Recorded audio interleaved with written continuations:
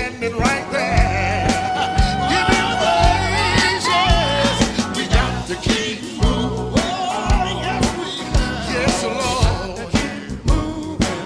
In the name of Jesus. Yes, we got to keep moving on. Hallelujah. Let the church say praise the Lord. Come on, give God a hand praise. Come on, church. He's worthy to be praised. That everything that has breath. Praise the Lord. Hallelujah. Just keep moving on. Don't give the enemy no grounds. Be steadfast, unshakable, unmovable, abounding in the word, not only on Sundays, but every day. And keep moving on.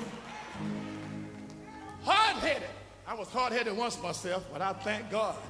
30 years ago, I accepted Jesus Christ as my Lord and Savior. And He came in and made me a brand new creature in Christ Jesus. If somebody today, remember old Jonah? He didn't want to go to Nineveh. He was hard-headed, selfish. When you're endowed with the Holy Spirit, God means we to share it with others. Hallelujah. But when God got through with Jonah, he went out to Nineveh. And the Bible said all Nineveh repented in sackcloth and ashes. Listen to the story, old hard-headed Jonah. All right.